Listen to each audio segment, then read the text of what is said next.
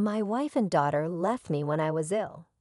Years later, they came back to take over my house. But let's start from the beginning. Initially, I received a diagnosis of advanced Hodgkin's lymphoma, which was surprising.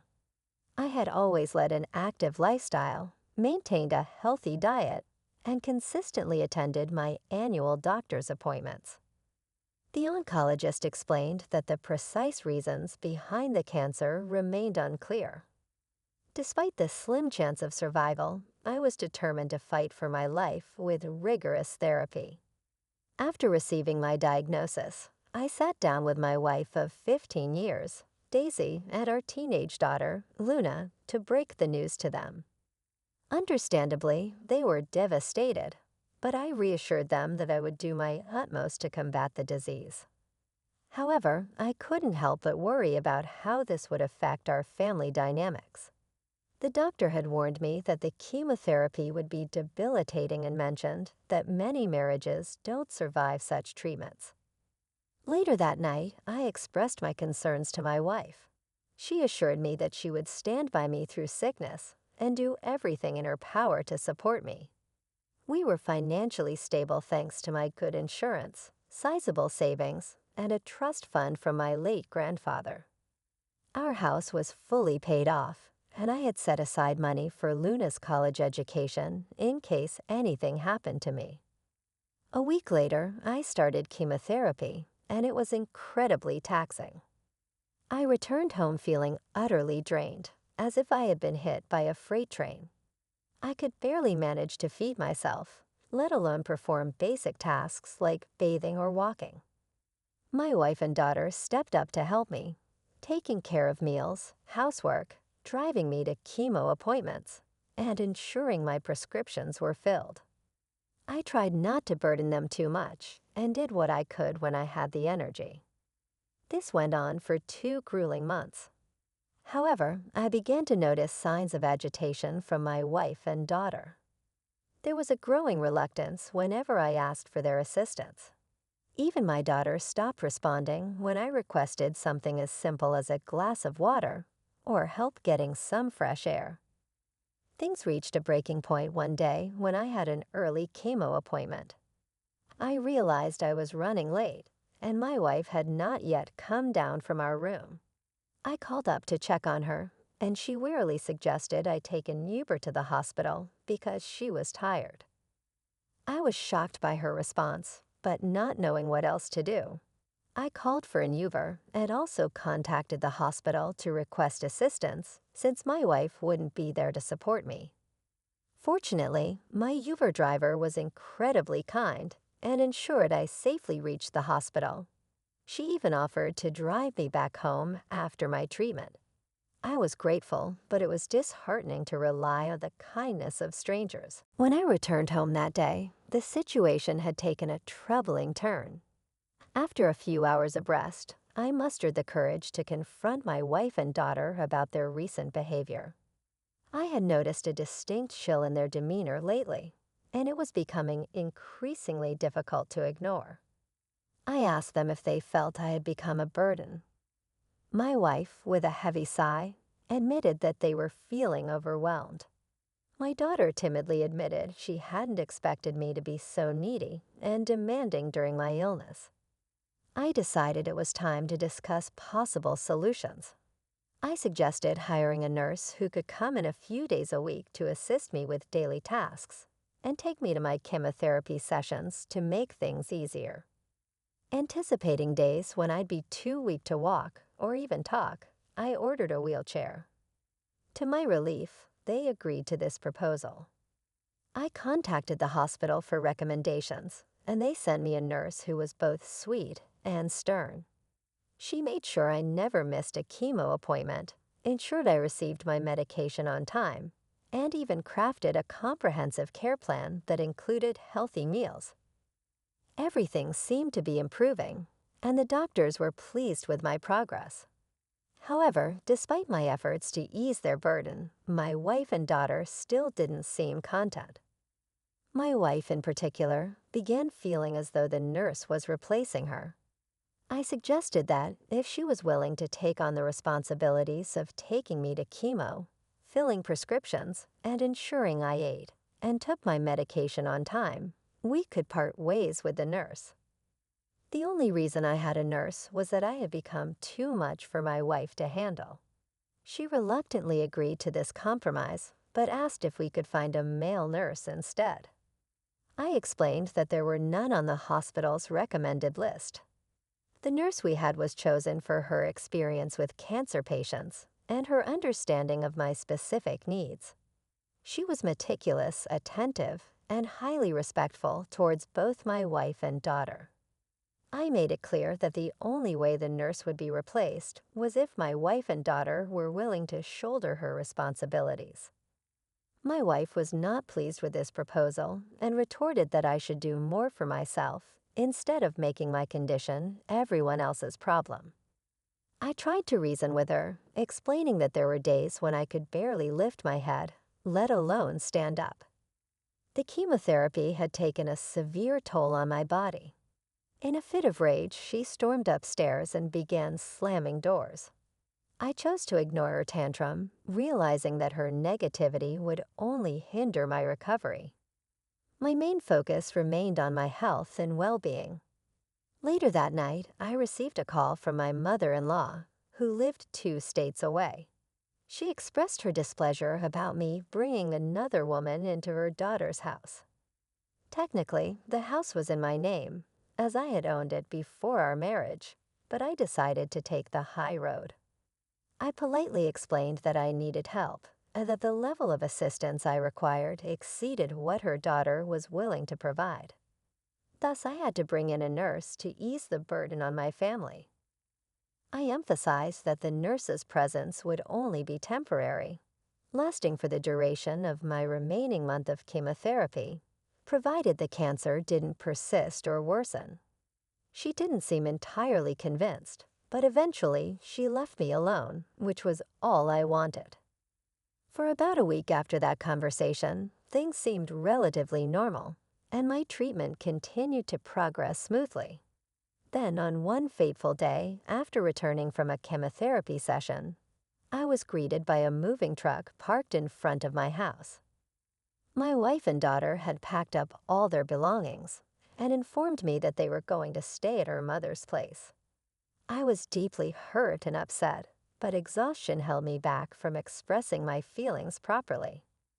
The timing of my wife's departure, right after my chemo session, when she knew I'd be utterly spent and unable to communicate effectively, felt cruel. In search of some clarity, I turned to my daughter and asked if this was what she truly wanted. After all, she was old enough to make her own decisions. Her response hit me hard. She said she would rather live with her mother because she found it too difficult to live with me. It was a painful moment, watching them leave with tears welling up in my eyes. It was precisely what I had feared when my chemo journey began, feeling unwanted and abandoned. In the midst of my emotional turmoil, my brother stepped in with a solution. He noticed the nurse spending extra time with me that day and inquired if I had any family members nearby who could provide support. My brother lived 3 hours away and had 2 young children of his own, but he generously offered to take time off from work to stay with me until I could find a more permanent arrangement. When he arrived, he was furious about what my wife had done, referring to her as selfish and ungrateful.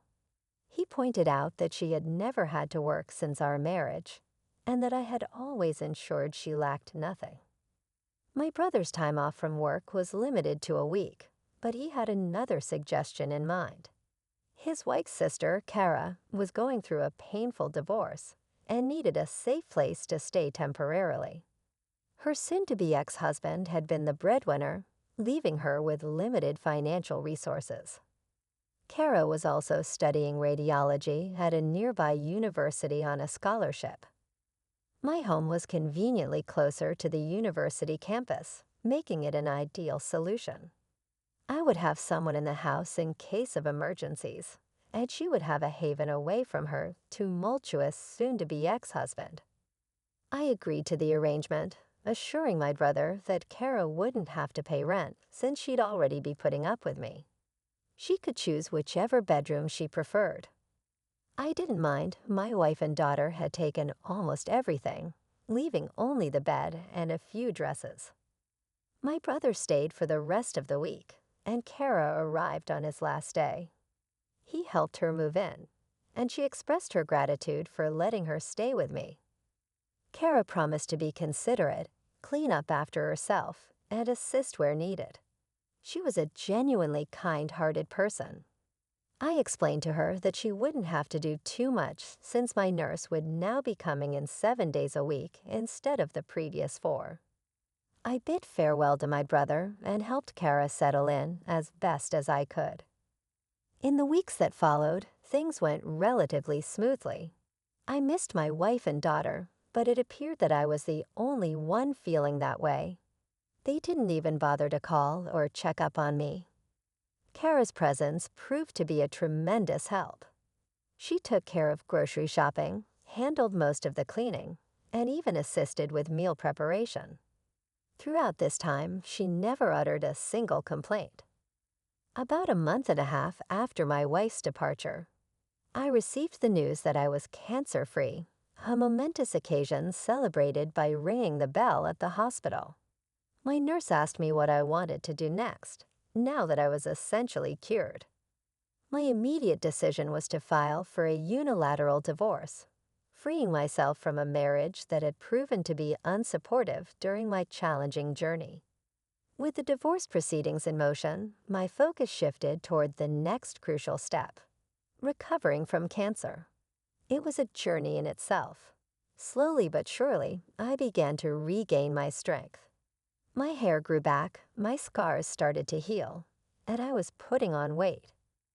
I stuck to my healthy meal regimen for the most part, but I allowed myself some cheat days to savor the favorite meals I had missed during my illness. It's been 6 months now since I was declared cancer-free, and I believe I'm finally ready to move on with my life. I made a call to my old job, and they're willing to rehire me for remote work if I choose to return. I think I'll take them up on the offer because I'm planning to move away. While I have an attachment to my house, there are too many painful memories here. I yearn for a fresh start with something smaller. My wife doesn't know it yet, but I'm planning to give the house to Kara. She came through for me when I was at my lowest, showing immense kindness, even though we were practically strangers. She's free to sell it if she wishes. I no longer want anything to do with it, especially if it means my wife or daughter could lay claim to it. My new place is in a quiet neighborhood in the countryside, and I'm eagerly looking forward to this new beginning. Hey, wife and daughter. It's been over a year since my initial diagnosis, and I've settled into my new place and neighborhood nicely. There are plenty of friendly folks around here, and I've made friends with my neighbors, including Sophia, who lives across the way. She's a widow who lives alone, with her kids scattered across the country, visiting only during Christmas and her birthday. Sophia invited me to her porch for drinks and conversation, and she shared the heartbreaking story of losing her husband to lung cancer. She emphasized how important life insurance was for her family's financial security. During our conversation, I opened up about what happened with my wife and daughter. Surprisingly, I still hadn't heard a word from them, but I've come to terms with it. I've been spending my time pursuing new hobbies, particularly woodworking, and I'm starting to build up a collection of tools. One day, when I returned from the hardware store, Sophia informed me that she had noticed some people hanging around my house. Fortunately, they didn't do anything harmful or steal anything, but they did approach the door, knock a few times, wander around the house, and eventually wait in their car. Sophia considered calling the sheriff's office, but decided against it, thinking they might be family. I asked her to describe them, and her description matched my wife and daughter. I couldn't fathom how they had found my new residence, as only my brother and his wife knew my current address. It left me wondering why they were looking for me after leaving almost a year ago without looking back. Sophia assured me that if they returned, I shouldn't come out and that she would handle the situation.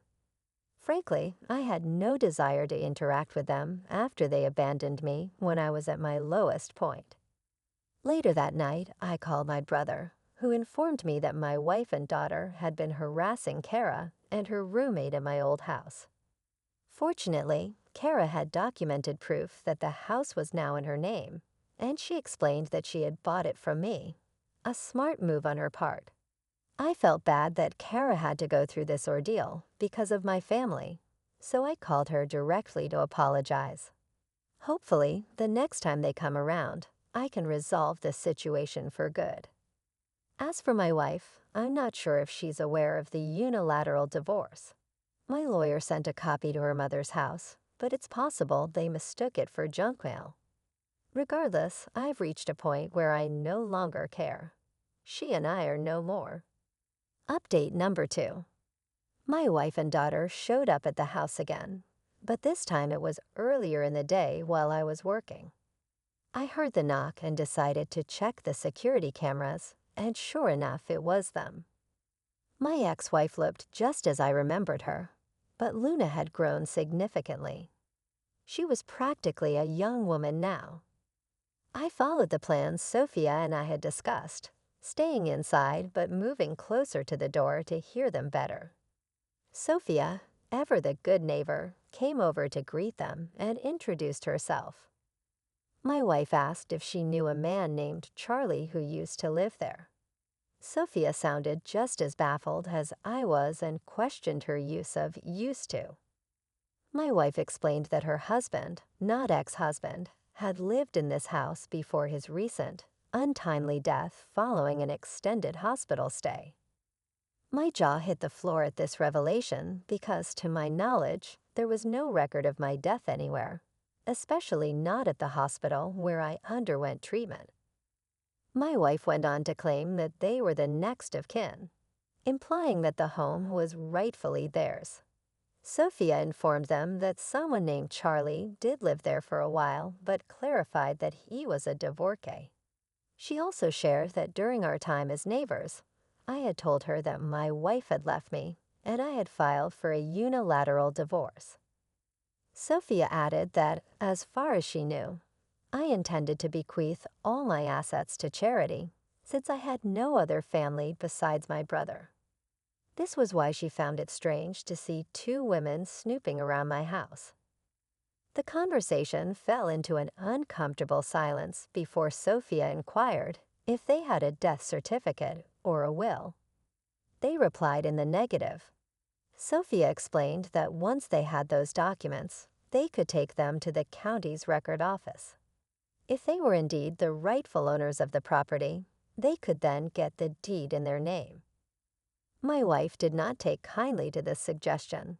She asked Sophia who she thought she was and started screaming, asserting that Sophia had no authority to interfere in her affairs. She also accused Sophia of being nosy and demanded that she mind her own business. I felt a deep sense of embarrassment. The people in this neighborhood had been nothing but kind to me, and here was my ex-wife making a scene and disturbing their peace. Part of me wanted to go out there and give her a piece of my mind, but I chose to stick with our plan. Sophia, bless her heart, apologized to them and explained that she was merely trying to be helpful. She returned to her own home, and shortly after, my ex-wife and daughter left. After finishing work, I went over to Sophia's place to apologize. She brushed it off, mentioning that while she found my wife's behavior repulsive, she also found the outburst somewhat amusing. I wished I could agree with her, but I knew my wife could be hot-tempered when upset. If she ever returns, I am determined to confront her and ask her to leave me in peace. She came back again yesterday. I was sitting in my home office when I heard a loud crash.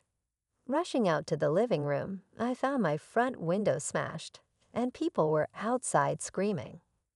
I thought there might be a maniac on the loose, and it turns out I wasn't entirely wrong. It was my ex-wife. She had smashed my window, and my neighbors were out there trying to stop her. Apparently, she had been causing a ruckus for a while, but I hadn't heard it because I had my noise-canceling headphones on while doing some QA work. Frankly, I wouldn't have heard her even if I hadn't paused the mic for a break. When I got outside, two of my elderly neighbors were doing their best to restrain my ex from causing more damage. Both she and Luna were holding bats, and they had already broken a few of my potted plants. I grabbed her by the arm and asked if she had lost her damn marbles. Needless to say, she was shocked to see me, or rather, shocked to see me alive. I told both her and my daughter to get off my property before I called the cops. Unbeknownst to me, my neighbors had already placed the call. She seemed hurt by my words and asked why I hadn't contacted her after I got better, insisting that she and Luna would have come back. I told her that when we got married, we made vows to stand by each other in sickness and health, and she broke those vows. I wanted nothing to do with her anymore. She's no longer my wife. I sent the divorce papers months ago. I asked her again to leave. Then she mentioned our daughter, saying she's going to college next year, and she can't afford the tuition on her own. I replied, your daughter was fine with abandoning me too, and I'm ready to give up all my parental rights to you. You should have thought of that before you abandoned me. I don't want anything to do with either of you. After hearing that, she went from upset to angry, calling me selfish and heartless, which I found rather amusing given the circumstances. You're the last person who should be calling anyone selfish, I screamed back. I called her an entitled jerk and made it clear that I'd ensure she never got a dime from me again. Then she swung at me with a bat just as the cops showed up. They immediately arrested both her and my daughter. They asked if I wanted to press charges, and of course I did. My ex and daughter started crying loudly as they were loaded into the back of the police car, but I felt no sympathy for them. I had everything that happened on camera, including my wife smashing the window, and I had already submitted it to the police. After work, I ordered a new window and cleaned up the glass. Someone will be coming to deal with it tomorrow, but for now, a rigged-up tarp is keeping out the elements. Sophia gave me some buckets to put my plants in until I can replace the pots. Curious about what had brought my ex-wife back, I did some digging. It turns out her mom passed away 2 months ago, and they found out that the house they had been staying in didn't belong to her or her husband. It belonged to his cousin. The cousin decided to kick them out because he wanted to sell it. With both of my ex-wife's parents now gone, she and our daughter sold most of their parents' belongings and had been living in a motel for a while. When they came back to our old home and saw Kara there, they assumed I had died and went snooping around for records of my assets and purchases, which is how they found me. Regardless, they're facing charges of vandalism, attempted break-in, and attempted assault. Since Luna is a minor, she's receiving community service, but my ex-wife is facing time behind bars, as this was clearly premeditated. I'm considering obtaining a restraining order as well. At least for now, I won't have to worry about her for a good long while.